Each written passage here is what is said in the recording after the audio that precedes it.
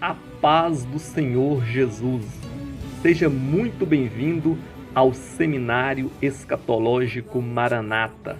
Tenho certeza que vamos iniciar um tempo muito precioso a partir de agora. Um tempo de crescimento na sua vida espiritual. A sua fé e a sua vida não serão mais as mesmas após esse seminário. Você passará a viver em outro nível de fé.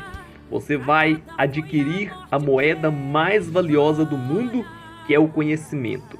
Vamos mergulhar na revelação bíblica e conhecer a palavra profética. Se prepare para ser impactado através da revelação da palavra de Deus. O que é escatologia? Escatologia significa estudo do fim ou estudo das últimas coisas. É a doutrina acerca das últimas coisas, onde estudamos assuntos referentes à vinda de Jesus e os acontecimentos finais. Nesse seminário, vamos fazer um resumo de todo o projeto de Deus, desde a eternidade passada até a eternidade futura. Antes de entrarmos nos assuntos futuros que ainda vão acontecer, precisamos criar uma base, uma estrutura, a partir das profecias e narrativas bíblicas que já aconteceram. E assim, teremos uma visão privilegiada de todo o cronograma do plano de Deus revelado. Por que estudar escatologia? Essa é uma pergunta que muitos cristãos se fazem. Por que eu devo me ocupar em estudar esse assunto? Mas a resposta é que esse é um dos temas mais importantes das Escrituras. Existe uma esperança e uma paz que só podem ser encontradas na palavra profética. Existe uma visão acerca do reino de Deus que você só pode adquirir através do conhecimento das profecias acerca do futuro. Existe uma promessa de felicidade do próprio Jesus em Apocalipse capítulo 1 e versículo 3, onde ele diz: "Bem-aventurado aquele que lê e os que ouvem as palavras desta profecia e guardam as coisas que nela estão escritas, porque o tempo está próximo." A palavra bem-aventurado aqui é a mesma tradução de feliz, ou seja, existe um sentimento de felicidade na alma de quem estuda a escatologia. Muitas pessoas e até mesmo muitos cristãos que estão com depressão, com tristezas profundas na alma, angustiadas e decepcionadas com a vida, poderiam ser saradas por essa bem-aventurança prometida nas Escrituras por Jesus, pois é algo que nos trata de dentro para fora e produz alegria na alma. Aquilo que o terapeuta, o psicólogo e o psicanalista não pode resolver, a palavra de Deus resolve. Infelizmente, boa parte dos cristãos dão mais valor ao entretenimento do que à palavra de Deus. Muitos crentes estão rejeitando o convite de Jesus para se assentarem na mesa com Ele, para se assentarem nas mesas da vida. Para muitos, o arrependimento chegará tarde demais. Devemos estudar o fim dos tempos, porque a geração da volta de Jesus é a geração mais referida e citada na Bíblia. Cremos que somos essa geração, que será arrebatada em vida. Muitos de nós não provaremos a morte. Vamos ter o privilégio de viver aquilo que muitos de nossos irmãos na fé do passado gostariam de terem vivido, o tempo do fechamento da graça. A Bíblia possui aproximadamente 150 capítulos, cujo tema principal é o fim dos tempos. Não é só o livro de Apocalipse que trata dos acontecimentos finais. O tema principal das Sagradas Escrituras é o reino de Deus, que será implantado no fim dos tempos. E nós precisamos estudar para compreender e alinhar a nossa vida com o propósito de Deus revelado nas profecias. Jesus fez mais citações da última geração da história do que a própria geração em que ele vivia. As pessoas falam tanto que amam a Jesus, cantam hinos a ele, mas não se interessam pelo que ele ensinou. Ele mesmo, em João 5,39, nos manda examinar as Escrituras. E se Jesus gastou tanto tempo ensinando sobre a última geração, a geração da sua vinda, é porque isso é muito importante. E se nós realmente amamos a Jesus, não podemos ignorar os seus ensinamentos, o estudo das profecias. Isso nos traz segurança e esperança, nos mostrando que Deus está no controle de todas as coisas. A geração da volta de Jesus é a geração que Deus escolheu para revelar e anunciar sinais proféticos crescentes em intensidade à medida que se aproxima a sua volta. Jesus falou muito sobre sinais, e quanto mais próximo estivéssemos da sua vinda, mais sinais haveríamos. Queremos destacar a seguir 2 sinais. Um sobre o mundo, os sujos sujando cada vez mais.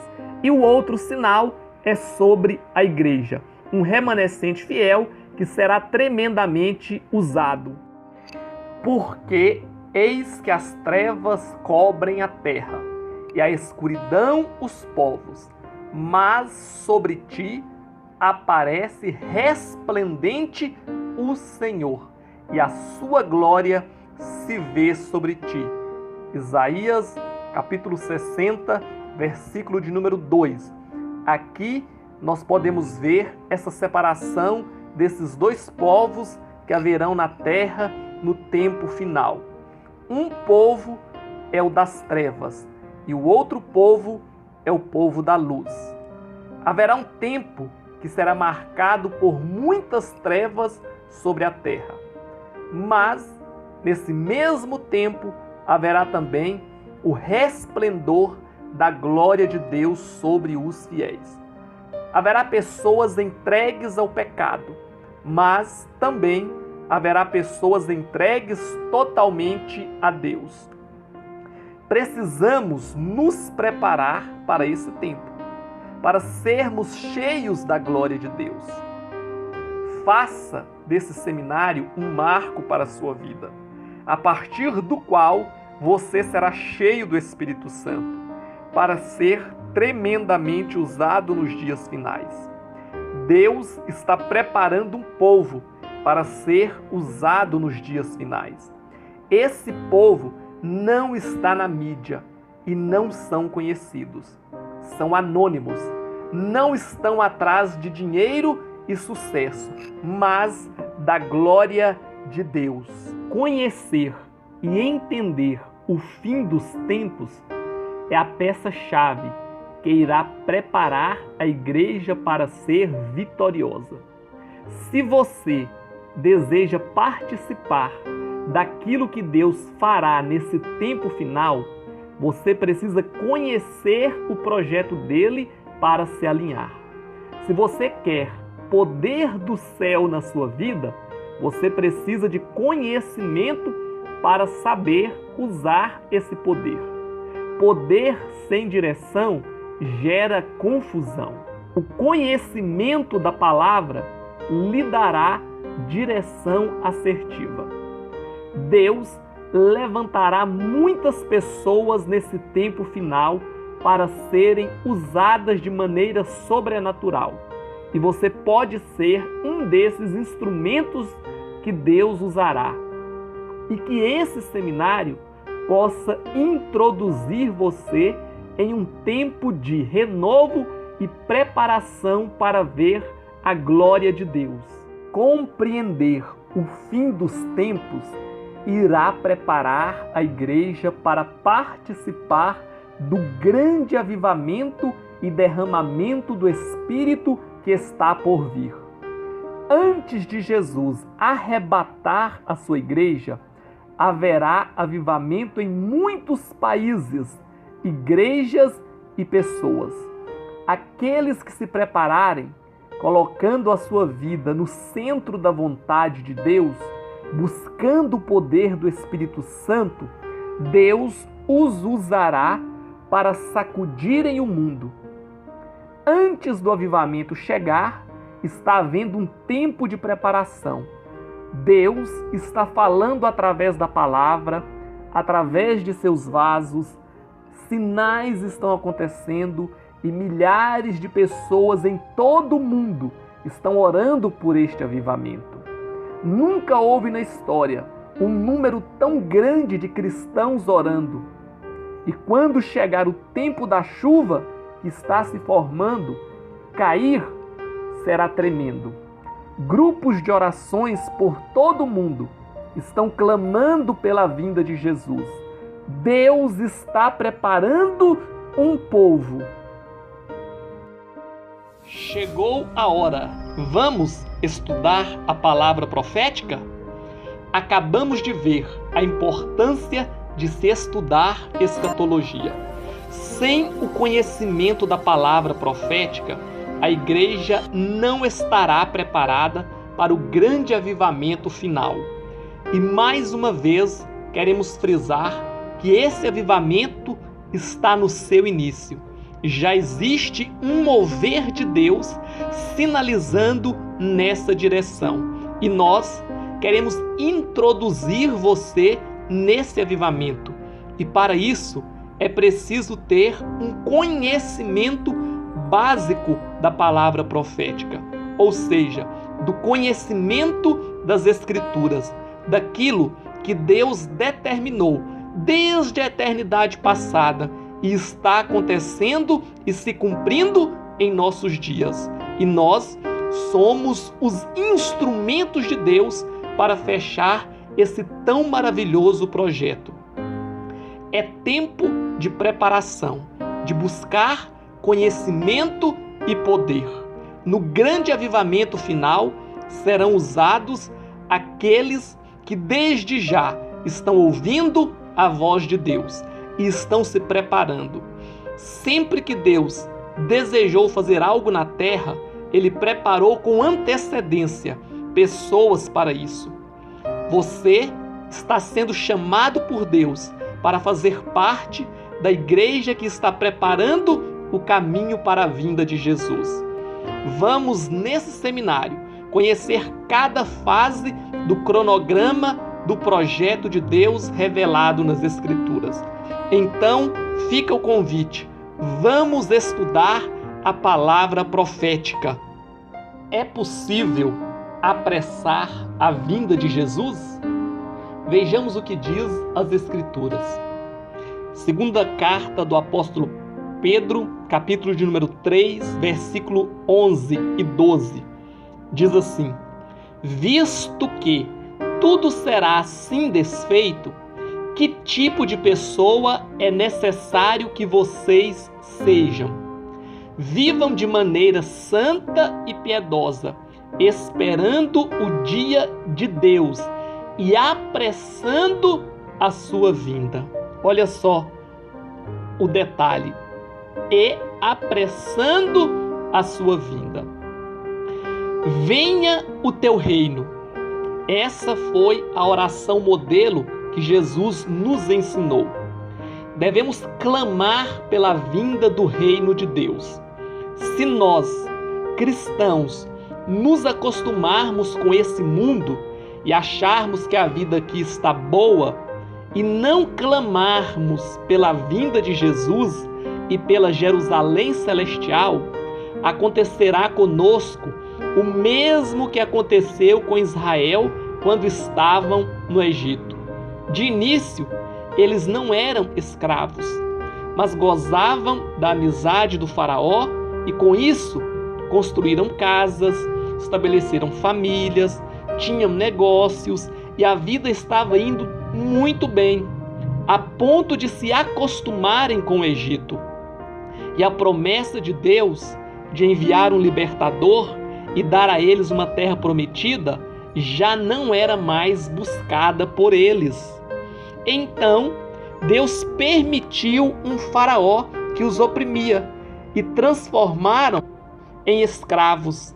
E assim eles voltaram a se lembrar da promessa de Deus, de enviar um libertador e dar a eles uma terra prometida.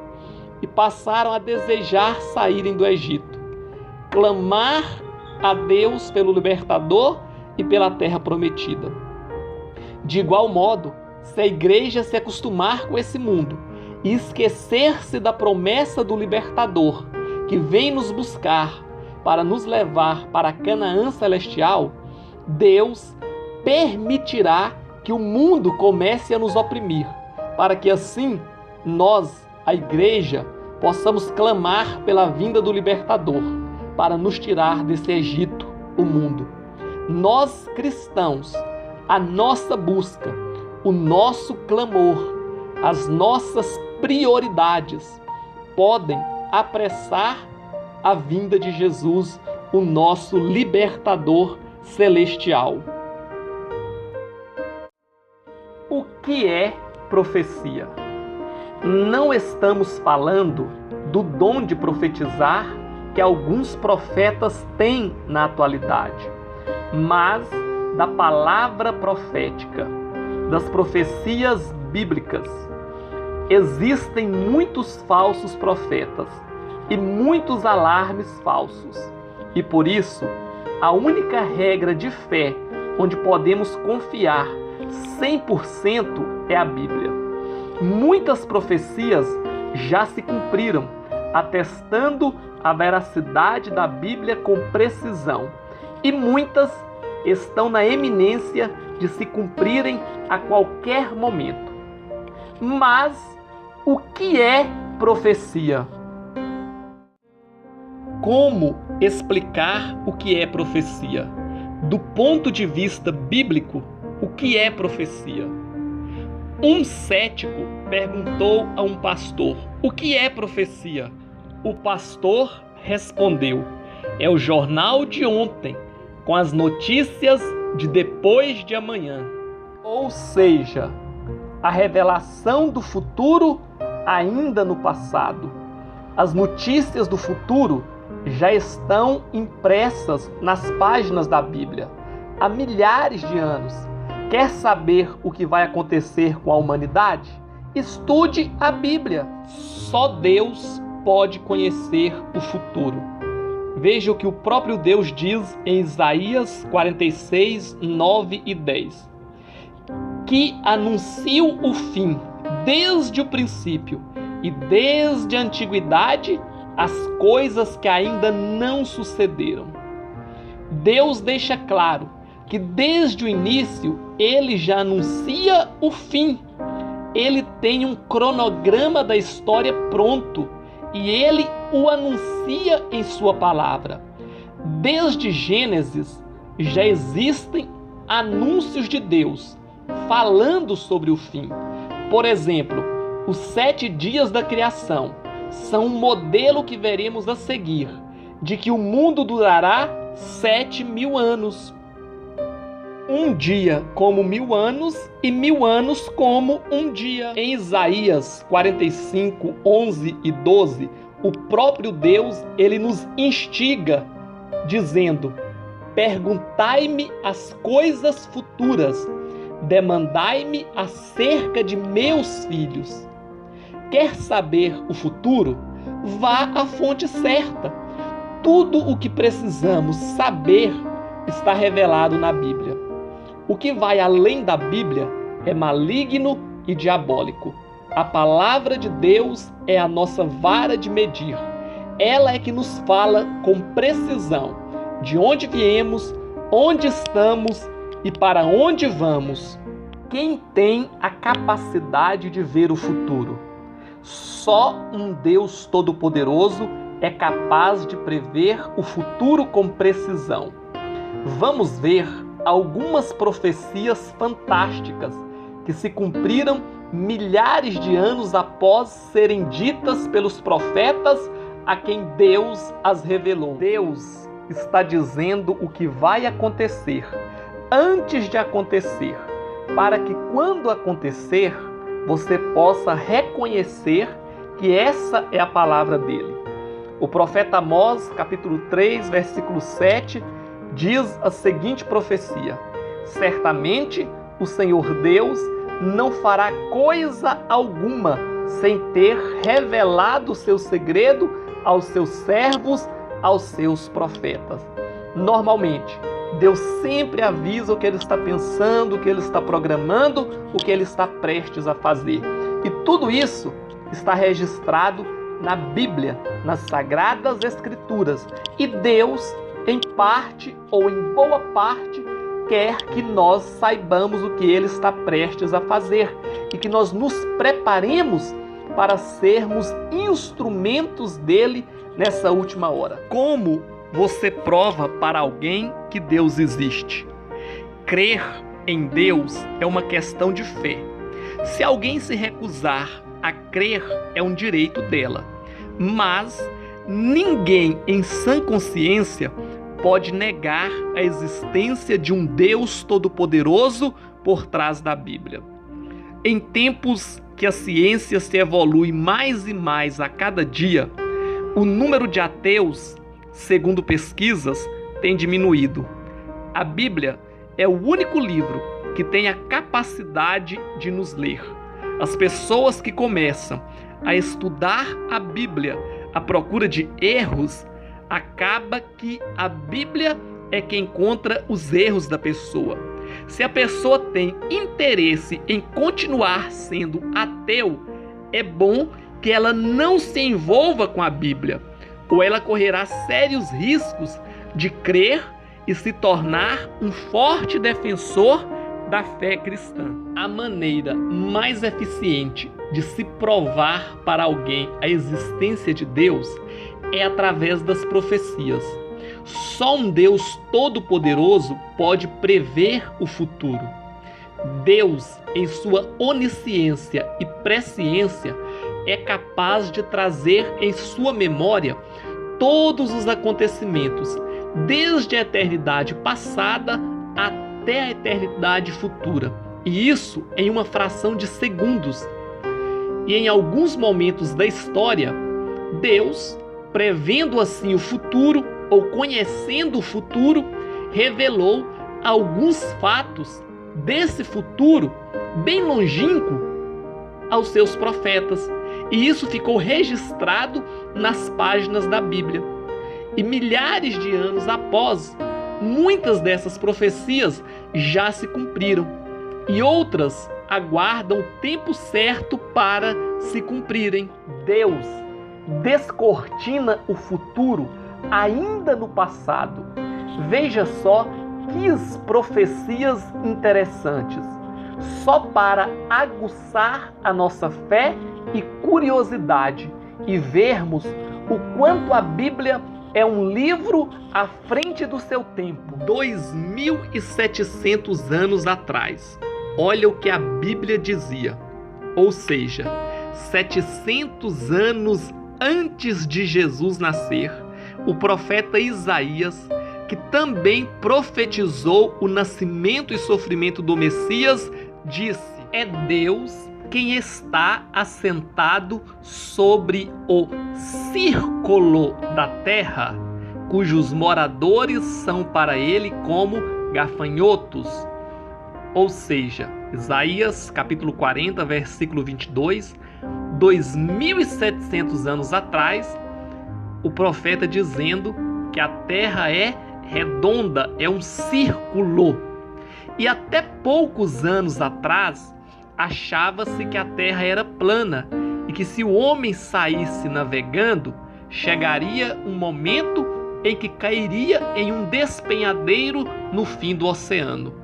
Nos meados do século XVII, o italiano Galileu Galilei afirmou que a Terra era redonda e girava em torno do Sol. E só não foi morto porque se retratou de tal afirmação diante da Igreja Católica. Mas o que ele disse, a Bíblia já dizia há 2.700 anos atrás. A ciência fez apenas confirmar aquilo que a Bíblia já dizia. Quem são estes que, como nuvens, vêm voando e como pombas às suas janelas? Isaías, capítulo 60, versículo de número 8. Agora veja essa profecia. O quão deve ter sido difícil para o profeta Isaías descrevê-la. Há 2.700 anos atrás, Deus mostrou a ele o povo judeu voltando para sua terra de avião. Como que ele descreveria o que viu? Pessoas dentro de um avião. Naquela época, não existia tecnologia nenhuma. E como descrever um avião? Ele tenta descrever da melhor maneira possível o que ele viu. Usando linguagem da época, ele vai narrar pessoas voando como pombas nas nuvens, olhando pelas janelas. Não dava para dar muitos detalhes do que ele viu. Hoje é fácil saber que se tratava do povo de Israel voltando para sua terra de avião. Mas há 2.700 anos atrás, nem o mais fervoroso dos judeus acreditaria em tal profecia, de que as pessoas poderiam voar entre as nuvens de tal maneira. O apóstolo Paulo também passou por uma experiência parecida quando foi arrebatado ao terceiro céu. Ele viu coisas tão extraordinárias que foi proibido de contar. Provavelmente nós não acreditaríamos. Seria ainda mais fantástico do que dizer há quase 3.000 anos atrás que os homens voariam acima das nuvens. Os carros se precipitarão nas ruas, com estrondo rodarão pelas praças. O seu aspecto será como tochas acesas, correrão como relâmpagos. Naum, capítulo 2, versículo 4. Aqui, o profeta Naum teve uma visão dos carros correndo pelas ruas das grandes cidades com os faróis acesos. Ele disse que os carros corriam como relâmpagos, como tochas acesas. Há quase 3.000 anos atrás, ter uma visão de um carro correndo a mais de 100 km por hora com os faróis acesos realmente dava a ideia de um carro correndo como um relâmpago. Carro naquela época que eles tinham eram carroças. Então imagine só como deve ter ficado a cabeça do profeta após ter essa visão. Tais visões contadas naquela época fazia com que o profeta parecesse um louco. Não fazia nenhum sentido acreditar em um objeto iluminado que correria como relâmpago. Provavelmente, Naum teve muita dificuldade para convencer, ou pelo menos passar essa visão que ele teve aos seus contemporâneos.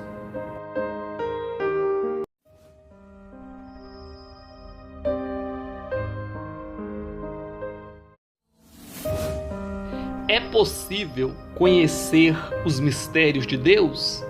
Sim, mas apenas aqueles que Deus revelou. Nem todos os mistérios nos foram revelados, mas muitos foram. Estão escondidos nas páginas da Bíblia. São profecias e revelações que carecem da iluminação do Espírito Santo e de muito estudo e pesquisas para se chegar à compreensão. Paulo diz em Efésios, capítulo 1, versículo 9 e 10 que, descobrindo-nos o mistério da sua vontade, segundo o seu beneplácito, que propusera em si mesmo, de tornar a congregar em Cristo todas as coisas, na dispensação da plenitude dos tempos, tanto as que estão nos céus como as que estão na terra. Paulo está dizendo que Deus descobriu-nos o mistério, ou seja, revelou aquilo que estava oculto, estava coberto, e ele descobriu para que pudéssemos ver e entender. A vinda de Jesus foi a maior revelação de Deus, pois Jesus é o próprio Deus que se fez carne. E isso ainda é um mistério que muitos não conseguem compreender. A encarnação do Verbo, Deus se fazer homem. O Espírito Santo é que nos convence desse mistério. Deus, em Jesus, fundou a Igreja, o seu novo braço de atuação na terra. A Igreja é o corpo místico de Jesus, a noiva do Cordeiro, eleita por Deus desde antes da fundação do mundo, antes de Adão e Eva, antes de Abraão, antes de Israel, já estava no cronograma de Deus a criação da Igreja. A vinda de Jesus para salvar o homem já havia sido pré-estabelecida e pré-determinada. Deus não planejou o pecado, mas previu, já sabia antecipadamente que aconteceria. E com isso, todo o plano de redenção para resolver o problema da queda já estava pronto antes da criação. É maravilhoso ver que, antes do problema, Deus já havia criado a solução. Vamos ver de maneira mais clara como que a Igreja é um projeto que começou na eternidade passada. Antes de Adão e Eva, antes de Abraão, antes de Israel. Como pode a Igreja ser antes? Como ela veio primeiro que tudo isso? Para analisarmos esse assunto, vamos para a referência de 1 Pedro, capítulo de número 1, versículo 19, onde está escrito assim: mas com o precioso sangue de Cristo, como de um cordeiro imaculado e incontaminado, o qual, na verdade, em outro tempo foi conhecido, ainda antes da fundação do mundo. Olha só, em outro tempo foi conhecido. E qual tempo esse? Antes da fundação do mundo, mas manifesto nesses últimos tempos por amor de vós. Existe uma ilustração que nos permite ter uma ideia melhor de como que o sangue de Jesus foi conhecido antes da fundação do mundo. É uma conjectura, mas é bem legal, é bem interessante, preste atenção. Ainda na eternidade, o Pai expôs a ideia de criar ao Filho e ao Espírito Santo. E ele começa a dizer: estive pensando em criar o homem à nossa imagem e semelhança, para ele nos servir, nos adorar e ter direito à vida e à existência juntamente conosco. Então o Espírito Santo fica todo entusiasmado com a ideia. Será muito bom, gostei, vamos criar sim o homem. E Deus disse, só que tem um detalhe, para sermos justos, teremos que criá-los com livre-arbítrio, e sendo assim, eles pecarão contra nós. O Espírito Santo então diz, mas ninguém pode pecar contra nós e continuar vivo, então não adianta criar. Mas Deus diz, só tem um jeito de podermos criá-los. Qual? Pergunta o Espírito Santo. É se um de nós nos fizermos como um deles, descermos lá na terra onde eles vão morar e vivermos como eles, mas sem pecar, e nos sacrificarmos por eles, morrendo no lugar deles, para eles poderem ser perdoados e confirmados como salvos para sempre. Um de nós tem que carregar o castigo por todos os pecados deles. Jesus, que estava calado na conversa, se manifesta. Pai, se essa é a condição para criar o homem e dar a ele o direito à vida e à existência, então pode criar. Eu assumo a criação. Eu desço lá, vivo como eles e morro por eles. Aqui, o sangue de Jesus estava sendo manifesto e conhecido antes da fundação do mundo. E é por isso que a Bíblia diz que porque nele foram criadas todas as coisas que há nos céus e na terra, visíveis e invisíveis, sejam tronos, sejam dominações, sejam principados, sejam potestades, tudo foi criado por ele e para ele. Ele é antes de todas as coisas e todas as coisas subsistem por ele. Colossenses capítulo 1, versículo 16 e 17. Se Jesus não assume a criação, Deus nem teria criado. Então, tudo se deve a ele. Glória a ele, a Jesus, toda honra e glória. E por isso, os anjos foram criados, os homens foram criados, e também todas as coisas foram criadas, porque Jesus assumiu a criação. Por que Deus não criou o mundo sem a possibilidade de existir pecados, desobediência e rebelião? Assim, não haveria pecados, dor, angústia, morte, condenação e nem sofrimentos. Mas por que então Deus não criou o mundo assim, livre da possibilidade de desobediência? Bastaria criar os anjos e os homens sem o direito de escolha, sem livre-arbítrio, e todos estariam submetidos à obediência para sempre. Mas precisamos entender o princípio da justiça e santidade inerentes no ser de Deus. Ainda na eternidade, antes de ter criado qualquer coisa, Deus sabia que seria impossível criar o homem com livre-arbítrio e o homem não pecar. E se Deus criasse o homem sem o livre-arbítrio, então a consciência de Deus o acusaria de estar manipulando a criação. Ou seja, como pode ele, o Deus Todo-Poderoso, ser capaz de criar todas as coisas, mas ser incapaz de criar um ser que o ame por livre e espontânea vontade? Deus não criaria robôs, máquinas programadas só para obedecer, sem o direito de escolhas.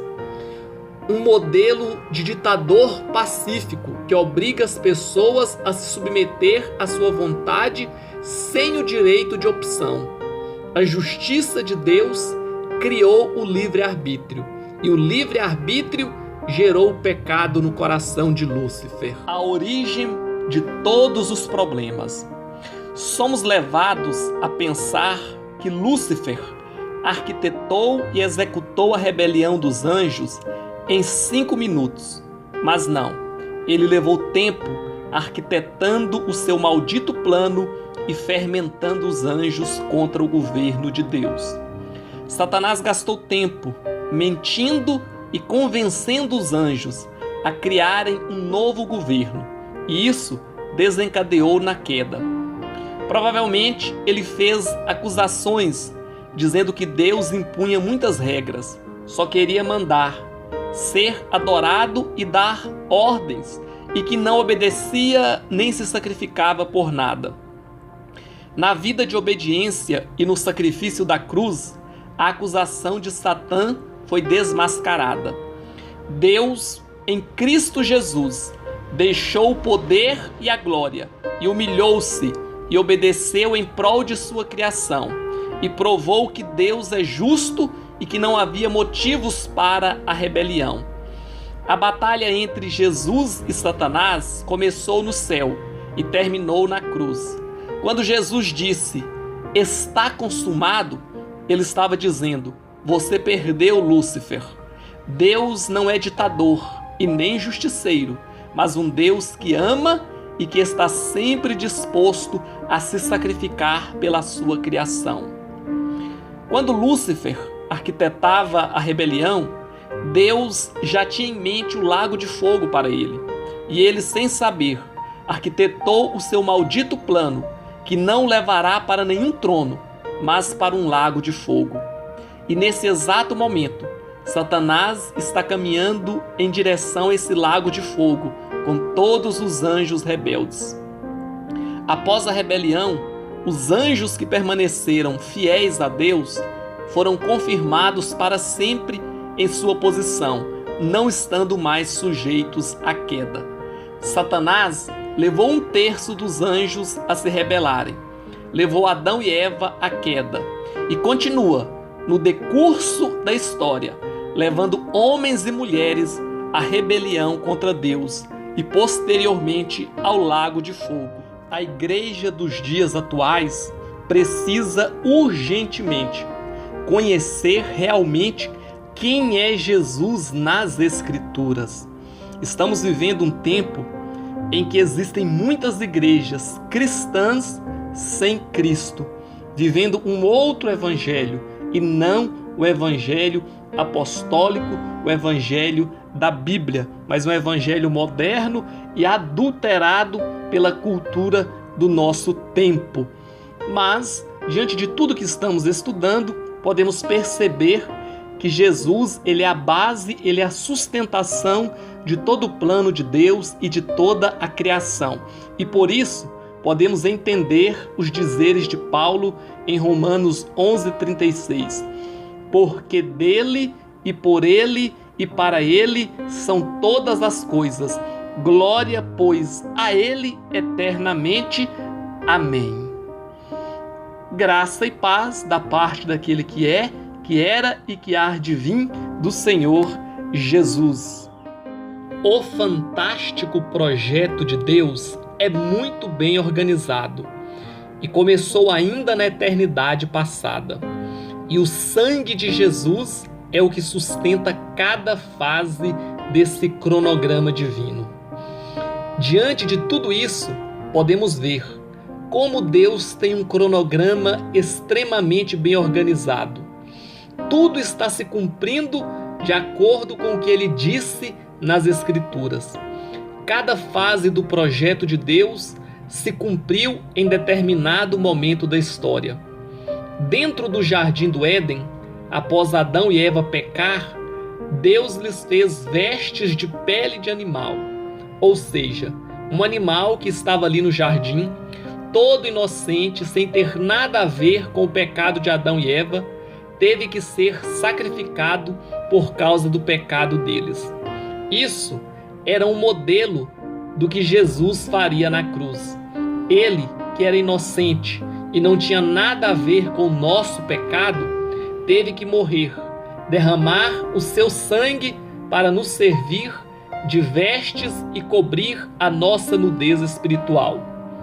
Esse mesmo Jesus que deixou o céu e se fez homem, viveu uma vida sem pecados, morreu na cruz, ressuscitou ao 3º dia e está assentado à direita de Deus e é o cabeça da igreja, breve voltará para buscar a sua igreja.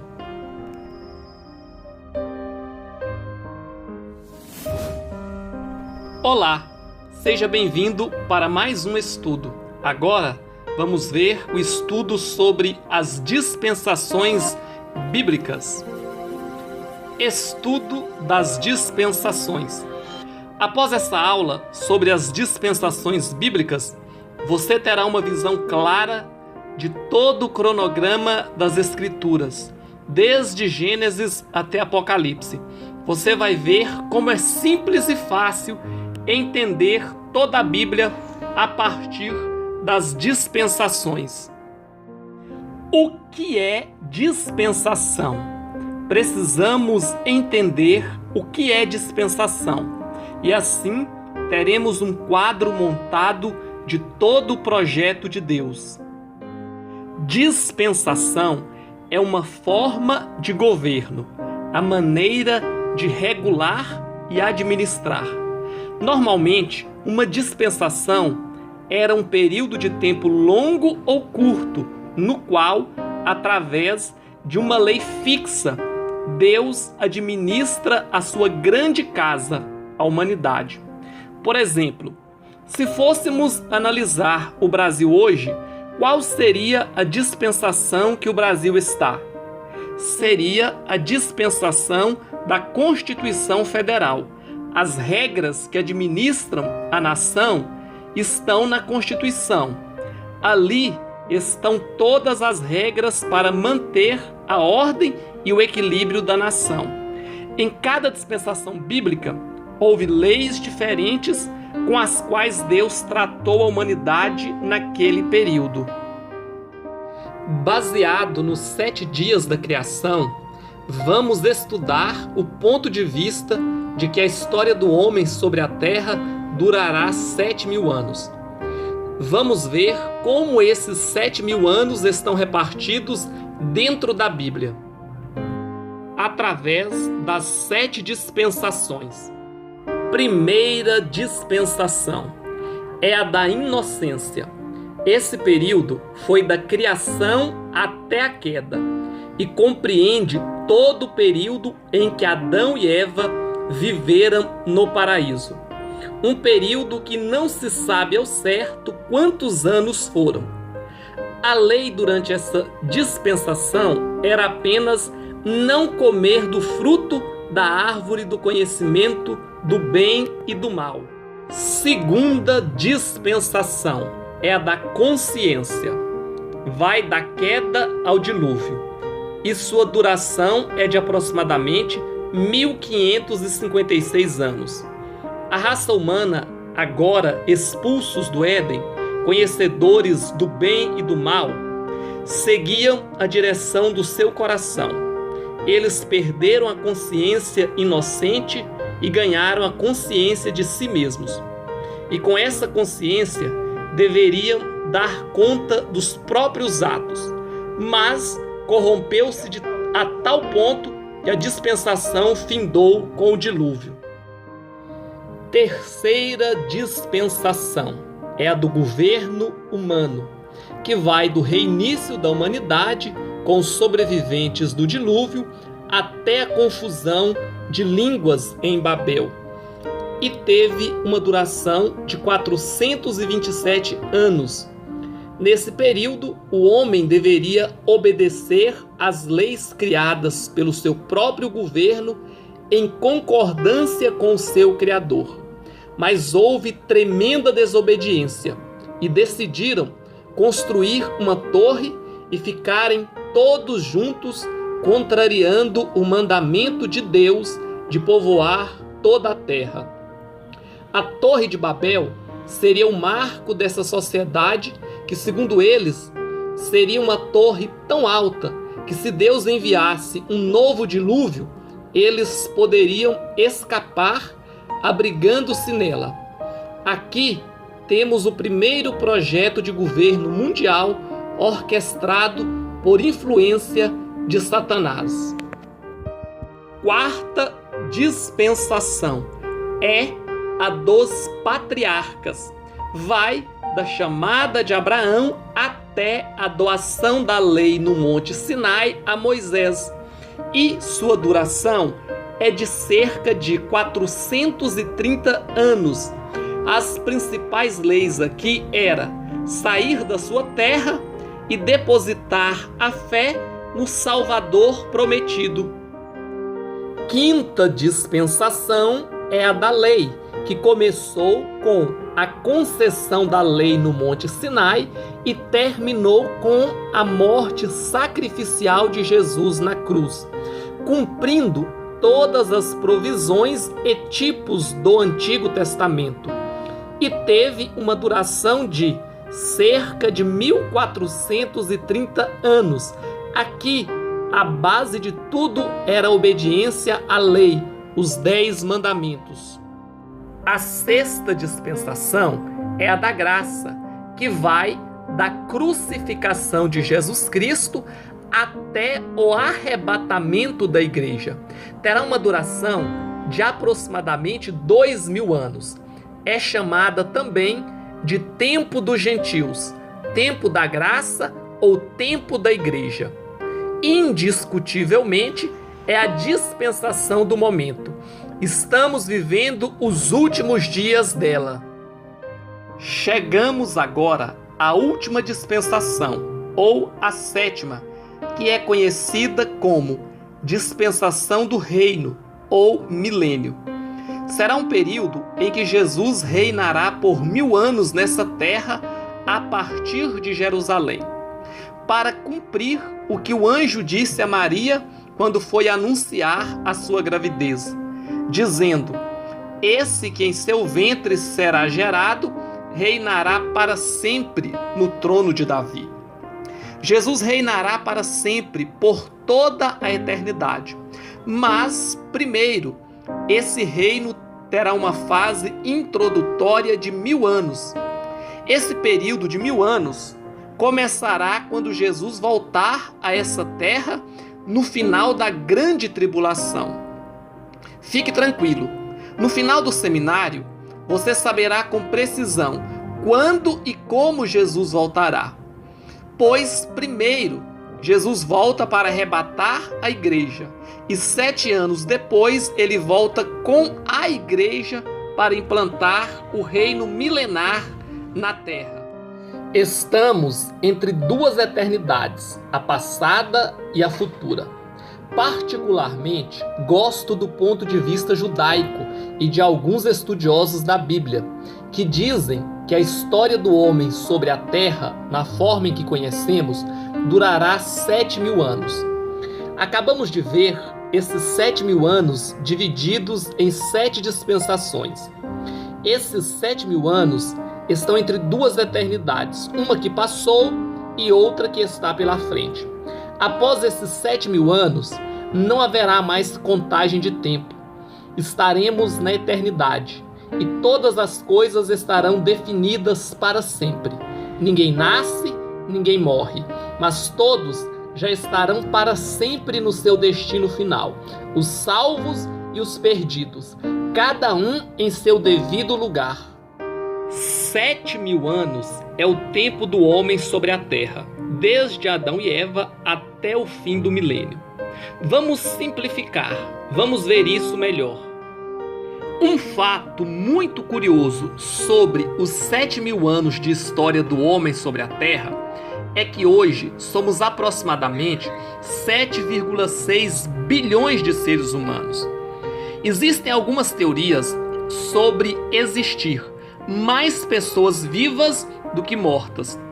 É complicado afirmar isso com precisão. Provavelmente, só Deus tem esses números com exatidão.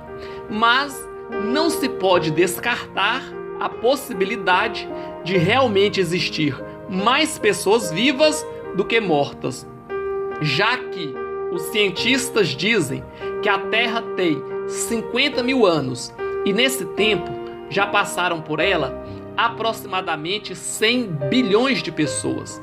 Mas, pelo cronograma bíblico, de Adão e Eva até hoje são apenas 6.000 anos, ou seja, são aproximadamente 44.000 anos a menos.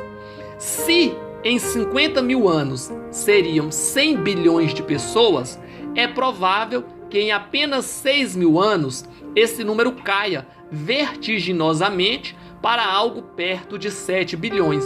dando suporte à ideia de terem mais pessoas vivas do que mortas. Estudiosos das Escrituras dizem que a Terra, em seu estado original, sem pecado, poderia comportar alguns trilhões de pessoas. Há fundamento nisso, visto que, em pleno deserto, Deus sustentou aproximadamente 3 milhões de pessoas por 40 anos, praticamente sem recurso algum.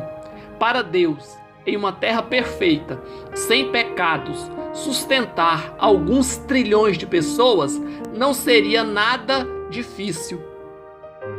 A Bíblia divide a história do homem sobre a terra da seguinte maneira: 6.000 anos de Adão e Eva até o fim da grande tribulação, e depois o último período de 1.000 anos para fechar, que é o chamado milênio. Aqui podemos entender melhor a teoria dos 7.000 anos. Um dia para Deus é como 1.000 anos, e 1.000 anos como um dia. Ele gastou 6 dias para criar, e no 7º descansou. Os 7 dias da criação são uma representação dos 7.000 anos de história. Durante os 6 dias, Deus criou a terra, plantas e animais do céu, da terra e do mar, e determinou que o homem dominasse sobre tudo. Até o 6º dia, tudo foi para o homem dominar, mas o 7º dia foi o dia de Deus, do seu descanso, ou seja, o 7º dia, o 7º milênio, é o descanso de Deus, é o sábado de Deus. Terminou o tempo do homem e chegou o dia de Deus, o milênio que Jesus governará a terra e ela descansará do pecado. As 7 dispensações e os 7.000 anos de história estão dentro dessa contagem. 2.000 anos de Adão até Abraão. De Abraão até Jesus, 2.000 anos. E de Jesus até nós, 2.000 anos. Fechamos aqui 6.000 anos de história. Se o calendário estivesse correto, estaríamos há 19 anos dentro do 7º milênio. Teríamos que estar dentro do milênio e Jesus deveria estar governando a terra. Mas existem erros de calendário. Não se pode saber ao certo a data que estamos, apenas aproximadamente. É impossível saber. Existem vários erros no calendário. Sabemos que ainda não chegamos ao ano 7.000. Alguns judeus dizem que em 2023 se chega ao 7º milênio. Por isso, tanta especulação na internet sobre 2023 ser a data da vinda de Jesus. Mas isso não passa de especulação. Não se pode afirmar que em 2023 começa o 7º milênio. Em qual ano nós estamos? 2019, 2020, 2021? O ano atual do calendário que temos? Não. São alguns anos menos. Mas é impossível saber com precisão qual ano é. Deus permitiu erros no calendário justamente para quebrar as especulações humanas. Jesus fez questão de nos mostrar o tempo da sua vinda, para que soubéssemos quando estivesse perto. Mas tentar prever o dia e a hora com precisão é heresia. Jesus disse que quando víssemos certos sinais, deveríamos estar apercebidos, porque estaria próximo. Mas o dia e a hora só Deus sabe. Nem ele naquele momento sabia, embora hoje ele já foi glorificado e já sabe.